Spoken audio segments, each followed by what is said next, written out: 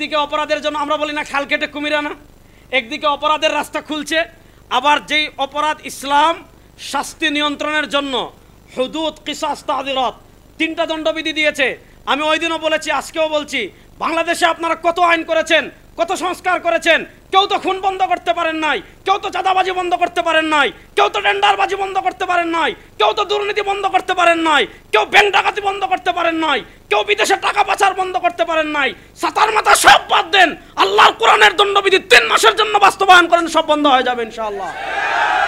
এবার অন্তর্বর্তীকালীন সরকারের কাছে আমাদের প্রথম স্পষ্ট কথা, স্পষ্ট মেসেজ, আপনারা যারা এদেশের তাওহীদি জনতার রক্তের উপর ক্ষমতায় এসেছেন, আর আজকে আপনারা বামদের এই এজেন্ডা বাংলাদেশে বাস্তবায়ন করার চেষ্টা করবেন।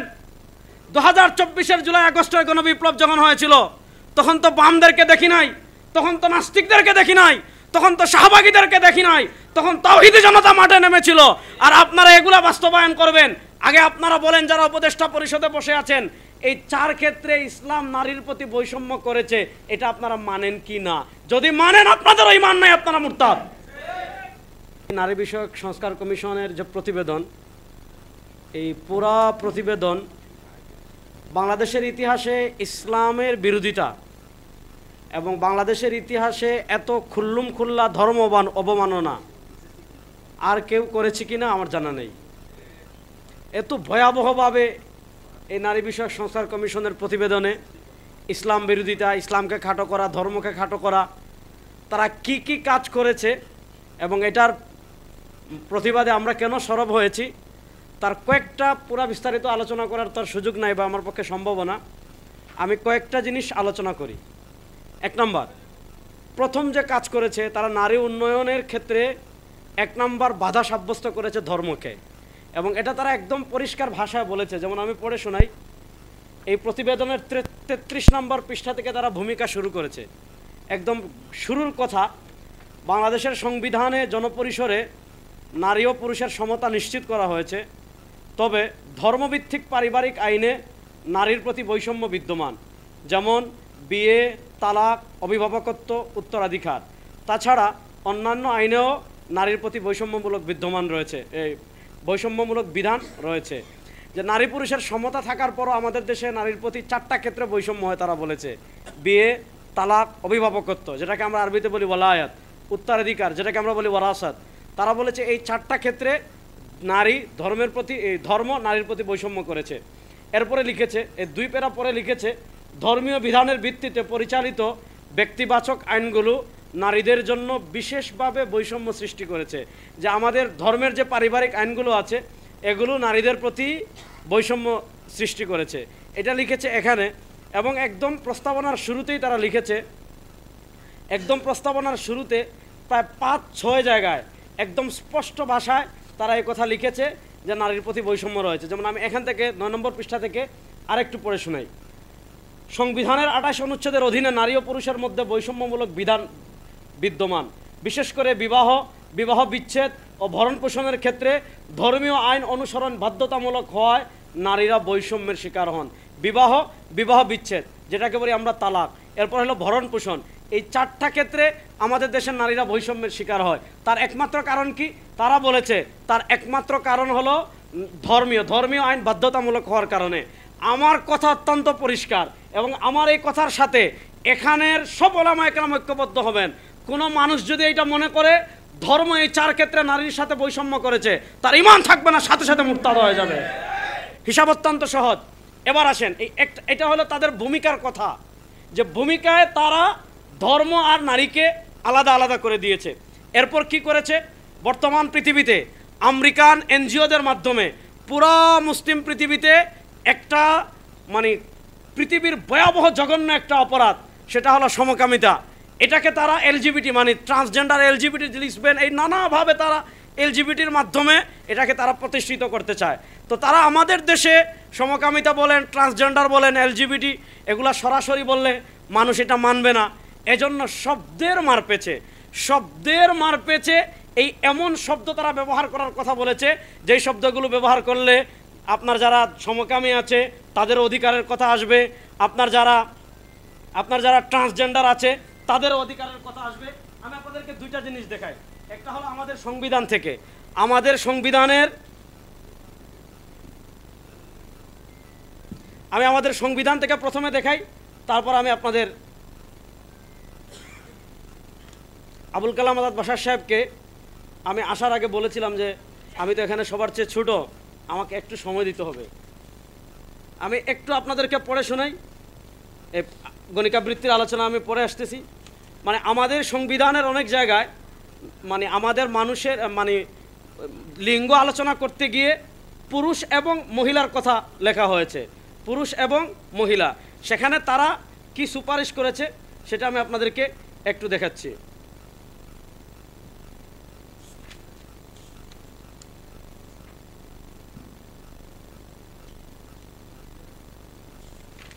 আমি একটু সময় নিচ্ছি।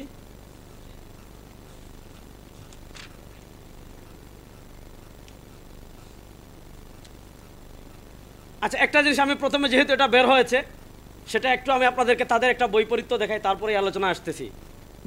ইসলামের একটা গুরুত্বপূর্ণ বিধান হলো একাধিক বিয়ে। ইসলাম একাধিক বিয়েকে একদম ওপেনও করেনি এবং বিশেষ প্রয়োজনে শর্ত সাপেক্ষে কেউ যদি একাধিক বিয়ে করতে চায় তাহলে তাকে একাধিক বিয়ে 4টা বিয়ে করার পর্যন্ত অনুমতি দিয়েছে।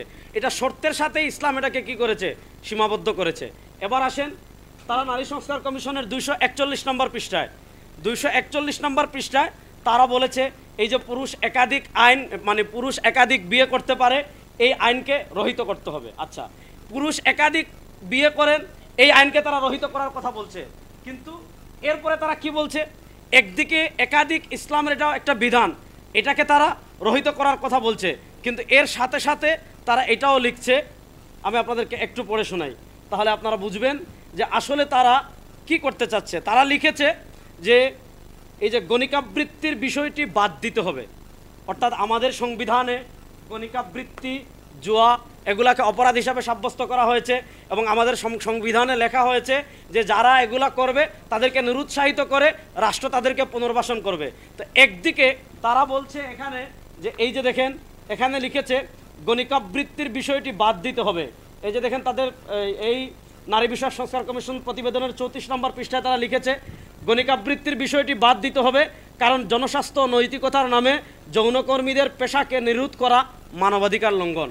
অর্থাৎ একজনে সে যৌনকর্মী হতে চাচ্ছে, পতিতাবৃত্তি করতে চাচ্ছে, গণিকাবৃত্তি করতে চাচ্ছে, এটা তার মানবাধিকার।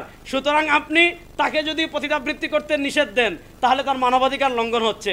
এবার দেখেন আপনি পতিতাবৃত্তিকে, বেশ্যাগিরিকে আপনি কি করতে চাচ্ছেন, মানবাধিকার নামে প্রতিষ্ঠিত করতে চাচ্ছেন, কিন্তু পুরুষ যদি একাধিক বিয়ে করতে চায় আপনি সেটাকে নিরুৎসাহিত করছেন।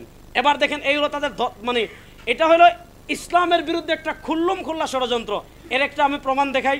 আচ্ছা, নারী সংস্কার কমিশনের সাথে রাষ্ট্রধর্ম ইসলাম থাকবে কি থাকবে না, এটা কি সম্পর্ক? নারী সংস্কার কমিশন, আপনি নারীদের সংস্কারের কথা বলেন, আমাদের সংবিধানের একদম শুরুতে একদম পরিষ্কার ভাষায় লিখে দেওয়া হয়েছে যে এদেশের রাষ্ট্রধর্ম হলো ইসলাম। এটা আমাদের 1988 সাল থেকে এটা লেখা হয়েছে, এই যে রাষ্ট্রধর্ম, প্রজাতন্ত্রের রাষ্ট্রধর্ম ইসলাম, তবে হিন্দু, বৌদ্ধ, খ্রিস্টান সহ অন্যান্য ধর্ম পালনে রাষ্ট্র সমমর্যাদা ও সম অধিকার নিশ্চিত করিবেন। যে আমাদের রাষ্ট্রধর্ম হলো ইসলাম, তবে অন্যান্য ধর্মের লোকজন তাদের ধর্ম তারা সমানভাবে পালন করবে। এখন তারা দেখেন একদিকে নারী সংস্কার কমিশনের কথা বলছে, কিন্তু এখানে তারা বলছে যে রাষ্ট্র এটা একটা ইহজাগতিক বিষয়, যে রাষ্ট্র এটা একটা ইহজাগতিক বিষয়। এতে দেখেন 35 নম্বর পৃষ্ঠা অনুচ্ছেদ 2 ক, যেহেতু রাষ্ট্র একটি ইহজাগতিক সত্তা সেহেতু কোনো ধর্মীয় বিধান অনুসরণ করে সংবিধান শুরু হওয়া উচিত নয়। তাছাড়া একটি ধর্মকে প্রাধান্য দেওয়া ধর্মনিরপেক্ষতার নীতির সাথে সাংঘর্ষিক, তাই অনুচ্ছেদটি বাতিল করা প্রয়োজন। অর্থাৎ আমাদের রাষ্ট্রধর্ম যে ইসলাম, তারা এই অনুচ্ছেদটি বাতিল করতে চাচ্ছে। প্রশ্ন হলো, আপনি নারী সংস্কার কমিশনের দায়িত্ব পেয়েছেন, রাষ্ট্রধর্ম ইসলামকে বাদ দেওয়ার কথা কেন আসলো? আসলে তারা নারীদের সংস্কার চায় নাই, আড়ালে তারা পশ্চিমা এজেন্ডা বাস্তবায়ন করে এই দেশ থেকে ইসলামকে বিদায় করতে চায়। কিন্তু হিসাব অত্যন্ত সহজ। যেমন দেখেন, একদিক থেকে তারা অপরাধ সহজ করছে, আরেক দিক থেকে আরেকটা বিষয় আমি আপনাদেরকে দেখাই, তাহলে আপনারা বুঝতে পারবেন। পৃথিবীর প্রায় 56টা রাষ্ট্র আমি যতটুকু তালাশ করেছি সেখানে মৃত্যুদণ্ডের আইন আছে। ইসলামের একটা সুস্পষ্ট বিধান মৃত্যুদণ্ড।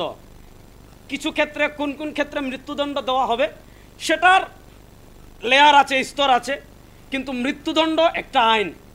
যেমন কেউ যদি কাউকে খুন করে, যেমন আমাদের দেশে অনেক আমাদের প্রিয় মানুষ ইসলামিক স্কলারদের, অনেক ইসলামী রাজনীতিবিদদের আদালত দিয়ে তাদেরকে খুন করা হয়েছে, তাদেরকে হত্যা করা হয়েছে। যদি তারা এখন মৃত্যুদণ্ড দেখেন, এখন ইসলাম কি বলে, ইন্নান নাফসা বিন নাফসি। আপনি বিচারিক ব্যবস্থার মাধ্যমে, আপনি রাজনীতির নামে, আপনি চাঁদাবাজির নামে, আপনি টেন্ডারবাজি করে যদি একজন নিরীহ মানুষকে আপনি খুন করেন, ইসলাম বলে ইন্নান নাফসা বিন নাফসি, কেসাসান, আপনাকে হত্যা করা হবে।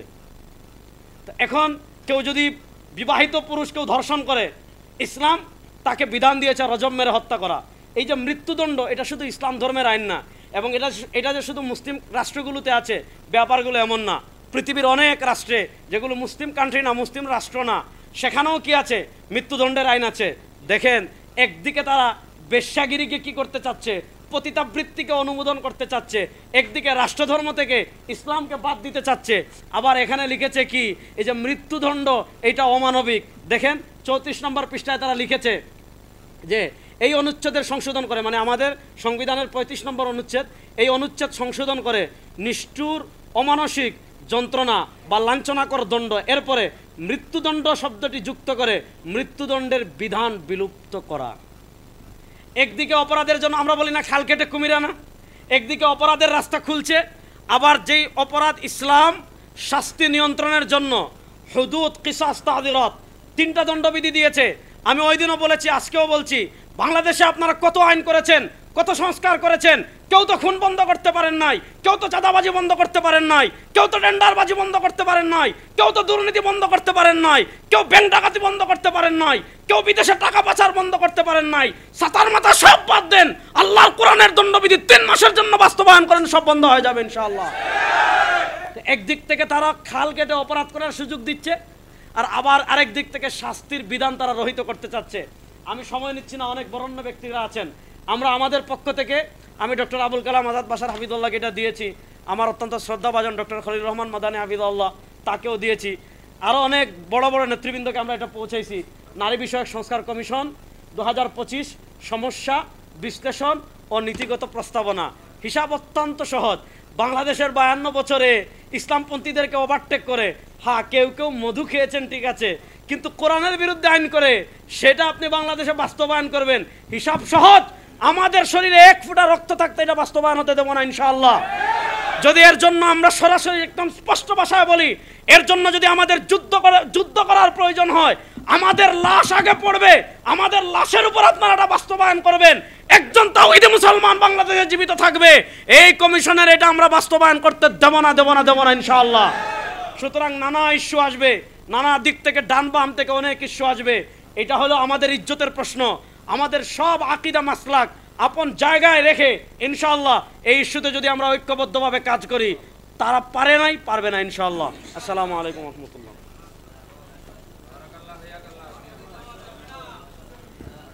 মাশাআল্লাহ, অনেক ধন্যবাদ জানাচ্ছি আমাদের তারুণ্যের রাহবার, তারুণ্যের প্রিয় স্পন্দন মুফতি রেজাউল করিম আবরার ভাইকে সুন্দর আলোচনা করবার জন্যে।